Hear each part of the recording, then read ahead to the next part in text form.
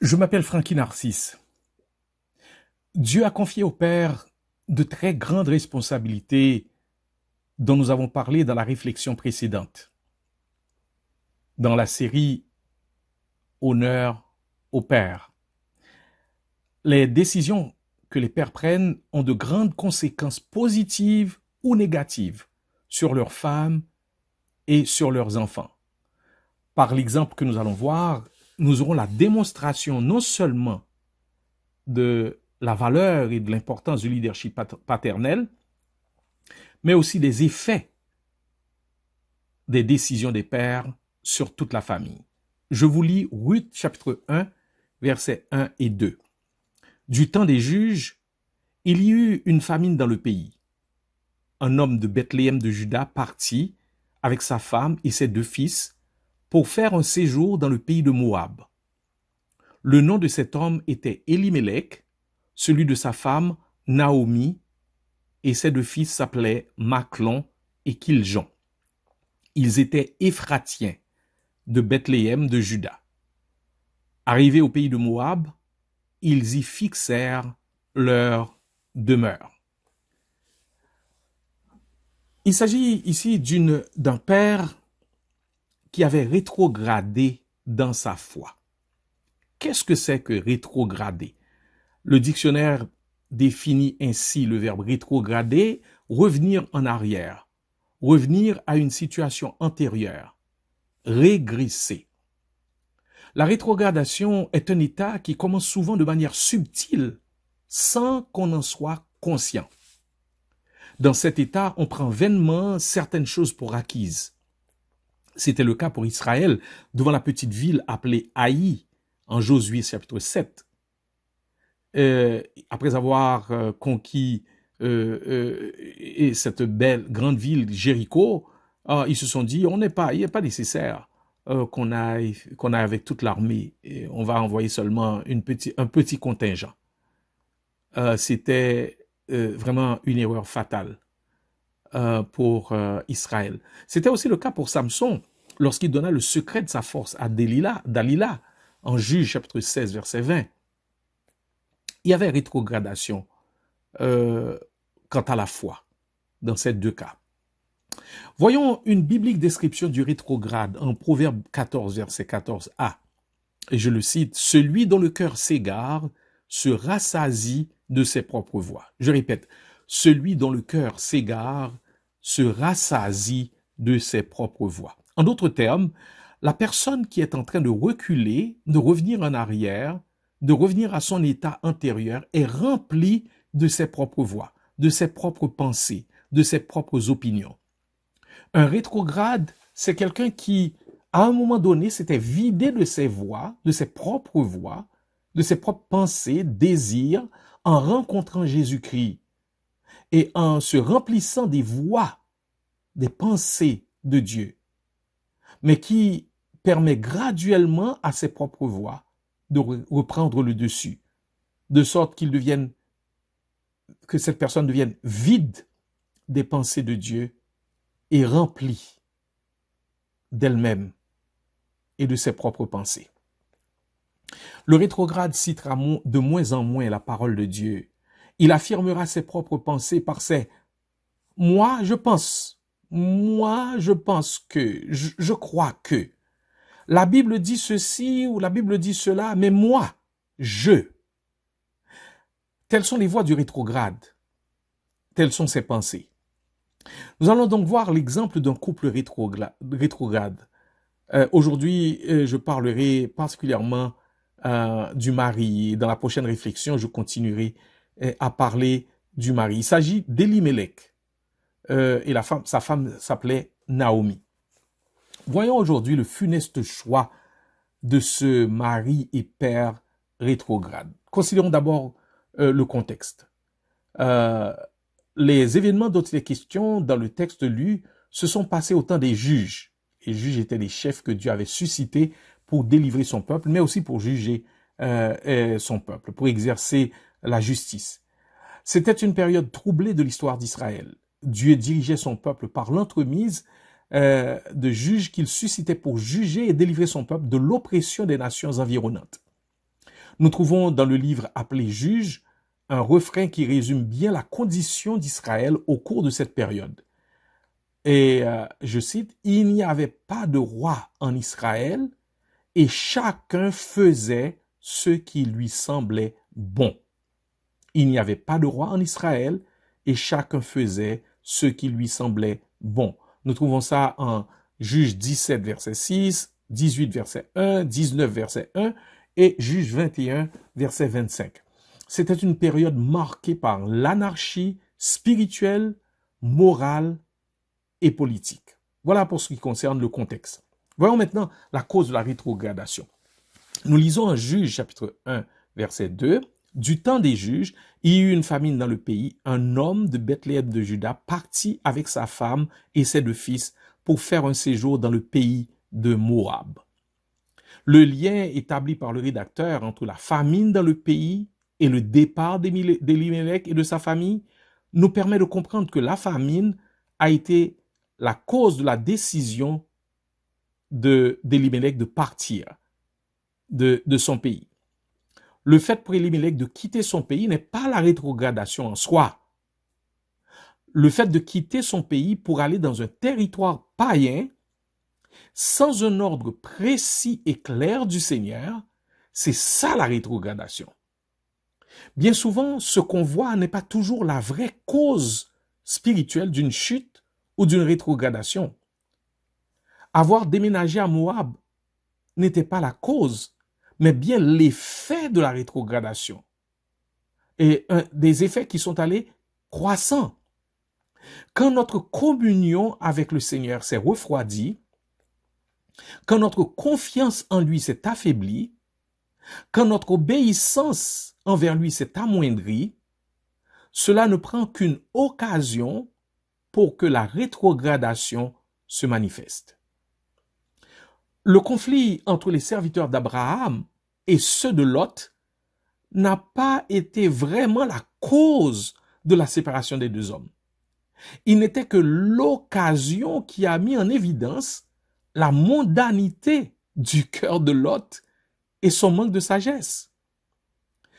Quand notre cœur a perdu son premier amour, tout peut devenir une raison de rétrograder. Un commentaire malheureux, un manque d'attention, une critique, un malentendu, une faute bien involontaire.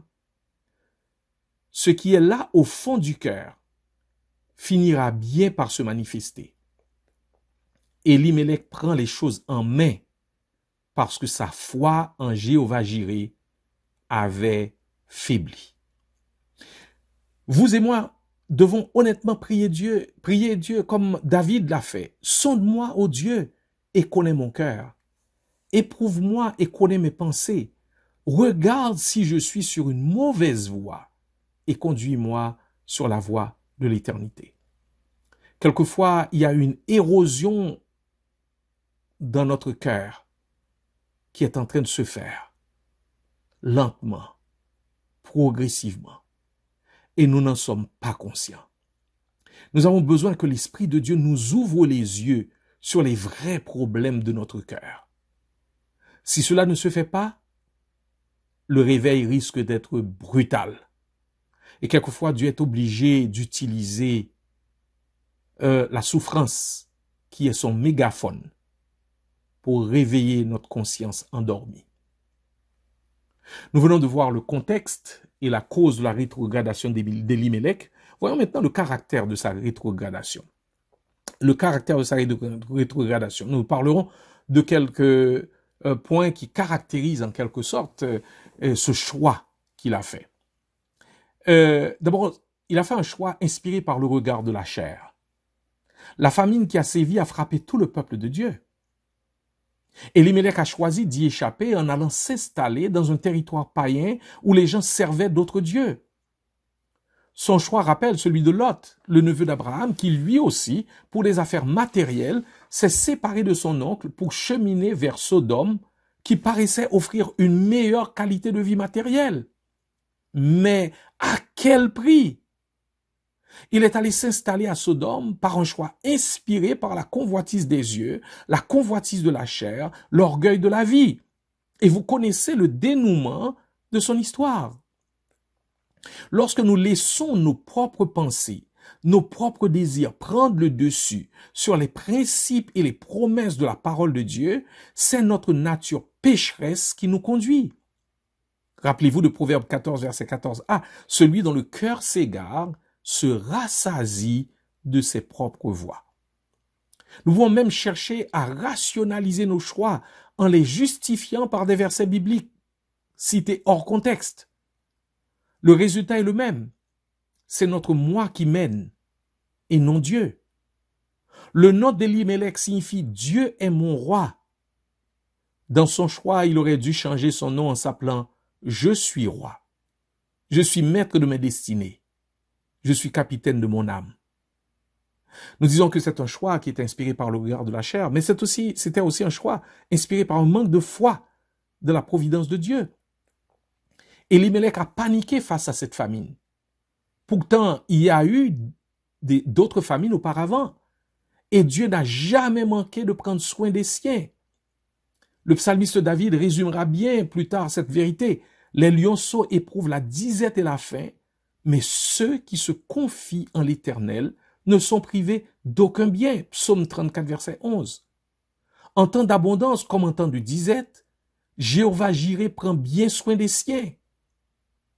Quand, oubliant cette vérité, le père de la foi, Abraham, descendit en Égypte, pour la même raison qu'Elimelech, une famine, il a appris à ses dépens qu'on ne prend pas, il ne suffit pas d'être un homme ou une femme de Dieu, qu'un homme ou une femme de Dieu ne doit jamais prendre les choses en main sans de graves conséquences.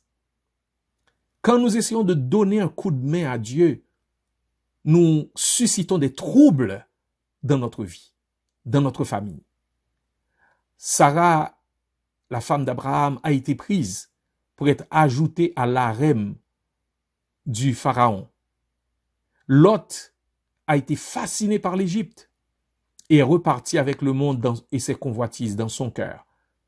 Donc, selon Genèse chapitre 12 et chapitre 13.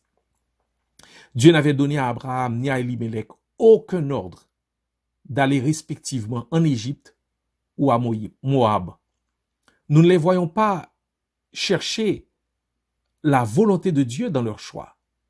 Ils se sont fiés simplement à leur raisonnement, à leur propre sagesse. Ils étaient dans les deux cas remplis de leur propre voix. Êtes-vous sûr que la décision que vous êtes sur le point de prendre vient du Seigneur? Ou vient-elle de vos propres voix et pensées? Quand vous allez là où Dieu ne vous a pas envoyé, vous devez compter sur vos propres ressources et non sur les siennes. Je répète, quand vous allez là où Dieu ne vous a pas envoyé, vous devez compter sur vos propres ressources et non sur les siennes. Parce que ces ressources vous attendent là où il vous veut, non pas là où vous choisissez d'aller, malgré et contre sa volonté. Nous disons que le choix a été inspiré par le regard de la foi, inspiré par un manque de foi dans la providence de Dieu. C'est un choix aussi ce choix a négligé les leçons de l'histoire. Troisièmement, ce choix a négligé les leçons de l'histoire. Elimelech avait négligé de bien lire l'histoire de son peuple. Il y aurait trouvé au moins 3 choses pour le dissuader d'aller à Moab. Premièrement, l'histoire d'Abraham, dans une circonstance similaire, Genèse chapitre 12. Deuxièmement, l'histoire des relations entre les Moabites et Israël. En dépit des liens de parenté entre les deux peuples, les Moabites n'aimaient pas les Israélites. Ce sont les Moabites qui avaient embauché Balaam pour maudire Israël, selon Nombre 22 à 24. Ce sont les filles de Moab qui ont séduit les hommes d'Israël et les ont entraînés dans l'adoration de Baal-Péor, Nombre 25. Résultat, 24 000 hommes périrent par une plaie envoyée comme jugement de l'Éternel, le Dieu saint. Troisième raison qui aurait dû dissuader Elimelech, les interdictions de Dieu concernant les Moabites et les Ammonites en Deutéronome 23, versets 3 à 6. Dieu dit à Moïse, « L'Ammonite et le Moabite n'entreront point dans l'assemblée de l'Éternel, même à la 10e génération et à perpétuité, parce qu'ils ne sont pas venus au-devant de vous avec du pain et de l'eau sur le chemin lors de votre sortie d'Égypte, et parce qu'ils ont fait venir contre toi, à prix d'argent, Balaam, fils de Béor, de Pétor, en Mésopotamie, pour qu'il te maudisse. Mais l'Éternel ton Dieu a changé pour toi la malédiction en bénédiction, parce que tu es aimé de l'Éternel ton Dieu. Tu n'auras souci ni de leur prospérité, ni de leur bien-être, tant que tu vivras à perpétuité. Pour avoir négligé la parole de Dieu, Elimelech ne pouvait que choisir selon ses propres pensées et aller dans ses propres voies. Vous voulez savoir comment prendre de bonnes décisions? Référez-vous à la parole de Dieu. Consultez-la. Questionnez les hommes et les femmes de Dieu qui la connaissent pour pouvoir y trouver ses préceptes, ses principes, ses promesses et ses interdictions. Si Elimelech avait tenu compte de tous ces facteurs, il aurait tout de suite compris que Moab n'est pas la solution de Dieu au problème de la famine qui l'affectait et affectait sa famille. Quelle part a la parole de Dieu dans vos décisions? Constitue-t-elle le fondement de vos décisions? Ou y allez-vous selon vos feelings, vos émotions, vos sentiments, vos raisonnements humains et vos propres pensées? Quatrième caractéristique du choix d'Elimelech, c'était un choix négligeant les dangers spirituels. Un choix négligeant les dangers spirituels. Les malheureuses expériences précédentes d'Israël avec les Moabites n'ont guère inspiré de la crainte à Elimelech face au danger d'une cohabitation avec les Moabites. Méprisant les leçons de l'histoire, il n'a pris garde ni à l'idolâtrie des Moabites, ni à leur immoralité, ni à leur tendance à conduire vers des compromis spirituels. Elimelech devait bien dire à lui-même, il devait bien se dire, oh, ça c'est de l'histoire ancienne. Les Moabites ont changé, il n'y a pas de danger. Je ne resterai avec eux que quelques années, ensuite je rentrerai dans mon pays. Tout comme Abraham, il a minimisé les risques et les dangers. Conséquence, ses 2 fils vont épouser des Moabites. Elimelech a fait le premier pas, ses fils en ont fait plusieurs. Maintenant, ils sont liés à Moab. C'est bien souvent ainsi que nous attire le prince de ce monde dans ce système rebelle envers Dieu que la Bible appelle le monde. On y est attiré par la convoitise des yeux, la convoitise de la chair, par l'orgueil de la vie. On y entre, diraient certains, par nécessité, entre guillemets. Puis on y prend goût et on y demeure avec toutes les désastreuses conséquences qu'on peut voir. Cinquièmement, le choix d'Elimelech était un choix qui a affecté toute la famille. La rétrogradation d'Elimelech n'a pas affecté seulement lui, mais toute sa famille. Toute déchéance spirituelle a naturellement tendance à être contagieuse. Elimelech amène avec lui à Moab sa femme et ses enfants. Les décisions du clan, d'un groupe, d'une famille, d'une nation affectent positivement ou négativement tous les membres de ces entités.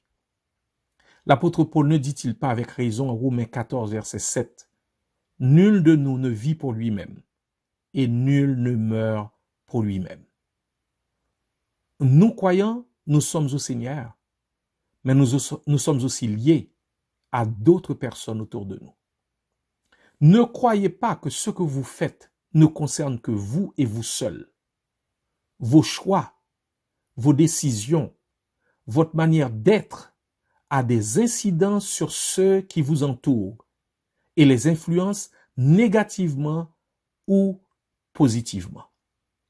Nul ne vit pour lui-même et nul ne meurt pour lui-même. Il y a aujourd'hui des familles qui sont dans la honte, des familles dont le nom est presque à tout jamais marqué par des décisions prises par un père, par le style de vie d'un père, par certains choix d'un père, positivement ou négativement, mais particulièrement négativement, eh bien, il y a des familles, il y a même des enfants qui ont décidé de changer leur nom, ne pouvant porter toute la lourdeur des effets, des décisions de leur père.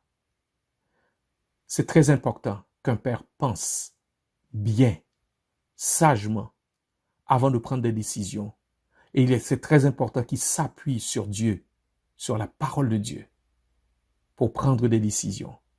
Parce que les décisions vont nécessairement, naturellement, avoir des conséquences sur tous les membres de la famille. Eh bien, nous verrons la prochaine fois les conséquences du choix d'Elimelech. Je vous souhaite une très bonne journée. Que Dieu vous aide à comprendre ces vérités, à les appliquer dans votre vie, pour votre plus grand bien et votre plus grande joie. Bonne journée.